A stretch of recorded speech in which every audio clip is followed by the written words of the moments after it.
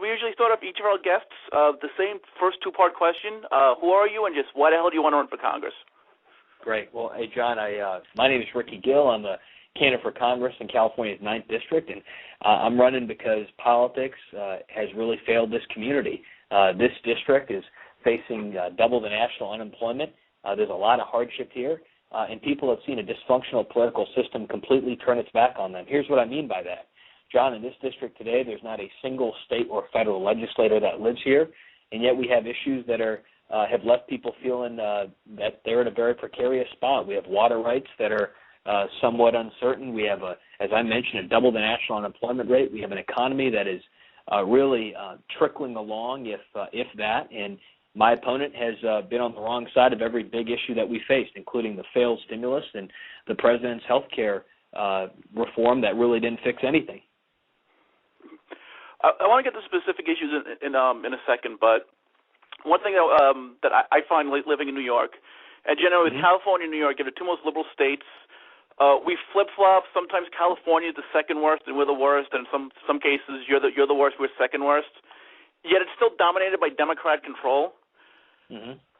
What's it like, and how do you plan a campaign trying to run as a Republican in an area in a state where, even though I know you're right and you know we're right, sometimes the voters don't really think the same way. Sure. Well, this is a district that's largely grounded in the Central Valley, John. So if there's a part of California where the Republican brand is still alive, relevant, and competitive, and a real force, it's here. So this is a classic swing district. It's one that's very winnable. Just to give your listeners a sense, President George W. Bush won re-election in this district. He won more votes than John Kerry did, and so I think that suggests how susceptible folks are to our message here. It's certainly winnable.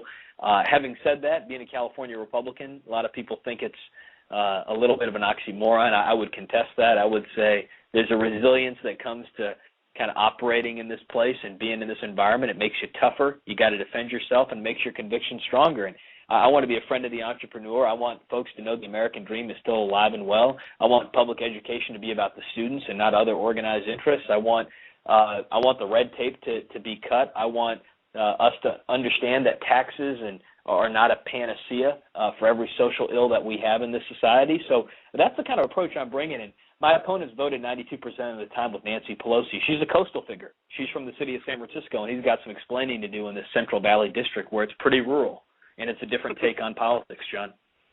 Okay. As you travel the district, what are some of the top issues that say you get elected in November, starting January 1st, you're in Congress? What are some of the top issues affecting your district that you want to start working on right away? Well, this is a district, John, that is largely rural. Our predominant industry here is farming. We grow everything from wine grapes to sweet corn and cherries and asparagus. And my opponent, as I mentioned earlier, John, he lives in the Bay Area. As a result of redistricting, I want to bring this up. It's a key issue. As a result of redistricting, he still lives in the Bay Area, 70 miles outside of the district. So he is someone who's kind of an outside force, and he's turned his back on the agriculture industry here. In fact, he voted against those 3 free trade agreements with South Korea, Colombia, and Panama. They recently passed Congress. They were great for farmers. My opponent, Jerry McNerney, voted against them, and it's because he was held captive to the special interest groups that are crippling Washington. He turned his back on this community, and I think he's just out of touch. That's what happens when you live outside the district in the Bay Area and not in the Valley. But there's something else, John. People want trust restored to the political process. We in California passed a redistricting commission so that we could take redistricting out of the hands of politicians. It's something that a lot of people are aware of. My opponent paid a lobbyist, a Democratic lobbyist, $20,000 to improperly influence a citizens redistricting commission. If that's not a suggestion of broken politics, I don't know what is. So I'm fighting to restore local representation. That matters to folks here first and foremost. They want a congressman from this community, not one who's treating them as kind of their political playground. And folks want a congressman who's serious about the economy on issues of trade and reducing spending and making sure that regulations are brought under control. So like I said, I want to be a friend of those who are making progress in the private sector. I trust the private sector more than I do the public sector, and And getting this economy going is hugely important. Our unemployment rate, as I mentioned, is nearly double the national rate. So there's no greater priority than making sure this economy is working for ordinary folks here. And probably the biggest issue, where it's an issue now, it'll be an issue if you get elected, it'll be an issue long after we're both gone, the debt. It's out of control now, and people are only finally starting to take a look at and see how much damage it's going to cause and be worse to, like, our kids and our grandkids.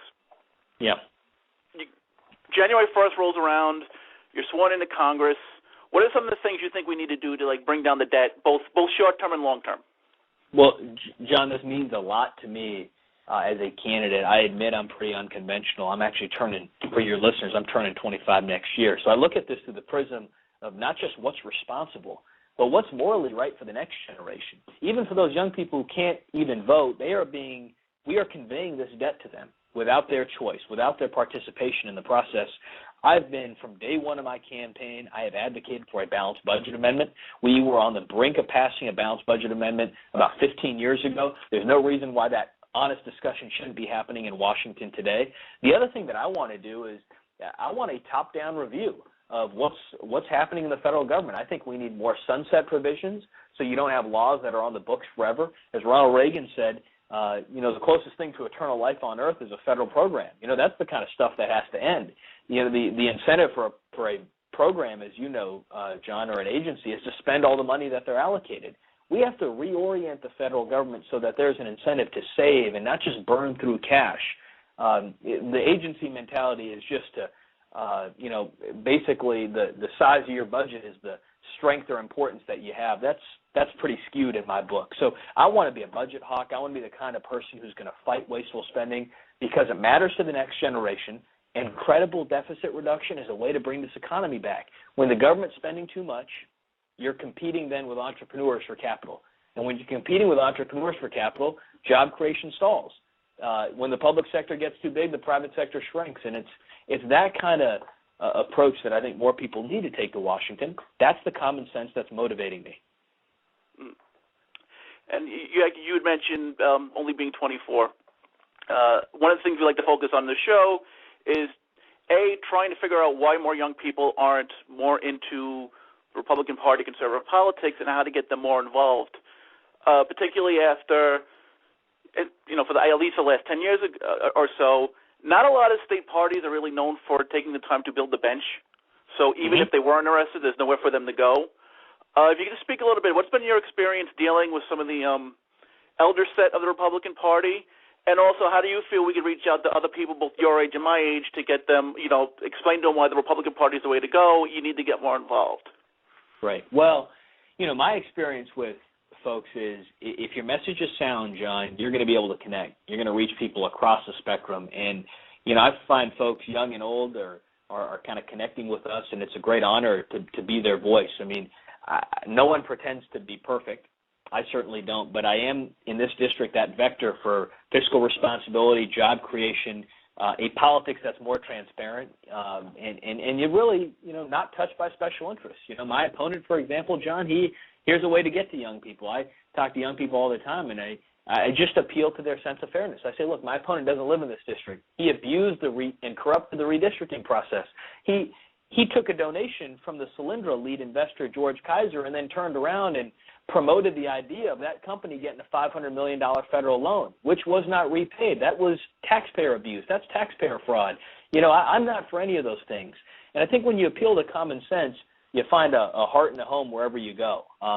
So that's one thing we're finding, John. I mean, I'm a young candidate, but we speak everybody's language figuratively. And my advice to the Republican Party is we've got to go out there and recruit candidates who maybe are a little unconventional. I know it takes there's somewhat of a chance that you have to take, but I do believe it's very important that we reach out and kind of build this party so that because our message is only as good as our messengers, and I think that starts with building the bench. One of the biggest issue for young people in New York, which I can only assume it's the same in California, since economically you guys are in about as good shape as we are, is cost of living and be able to stay in the state. Our parents raised us here. Their parents raised them there. Yet a lot of us find that because we can't afford to live here anymore, we want to move into Florida, move into cheaper states, and leaving the state where our entire family is. What are some things which I know in some cases is more of a local issue than it is like a national issue, because I know you're running for Congress, but what are some things you think could be done to help younger families so we have the opportunity to raise our families where we were raised and where like our parents were raised, and basically where our roots are? I'm so happy you asked this question, John, because when I talk about the economy, one thing I say that really strikes a chord in this district is that the economy is in such shambles here in this particular district. I mean, I know there's a lot of complaints around the country, but it is twice as bad here. Things are so degenerated economically. Young people, in particular, they go to college, elsewhere. After high school, they leave. They do not come back. And it's a seminal leadership failure that problem has been allowed to just continue. I mean, here's what I'm advocating for. Any way we bring the economy back is a way to bring young people back. I talked about trade for agriculture products. John, we grow $2.5 billion of ag product roughly every year in this district. If we have more export markets or access to export markets, that industry is going to grow. People in San Joaquin are able to come back here. I think we need kind of more skilled immigration for job creation here. We educate a lot of students at top flight universities and we send them back off to their home countries. I think those are job creators. They could be driving new innovation here. We need small business to have access to credit. We need energy independence. You talk about that pipeline. It's really beyond me that President Obama is opposed to that pipeline. That's energy independence that drives down the cost of energy. It makes us safer and more secure, makes life a little more livable for a younger family, particularly in this district. So these are things that we need to do to make sure that young people feel that they can actually start a family and live a life that's comparable to the one their parents led. And that's what you just hinted at, John, was quality of life. And that is something we talk about every single day on this campaign. A lot of people listening to the show right now are considering careers in politics themselves. And, the only time you really get to see that much behind-the-scenes stuff is when, like, fictional movies or shows like The West Wing. Right. What were some of the things that went into you launching your campaign? And what was your first day like? All right, this is day one, this is Monday, my campaign starts today. What were some things that you did?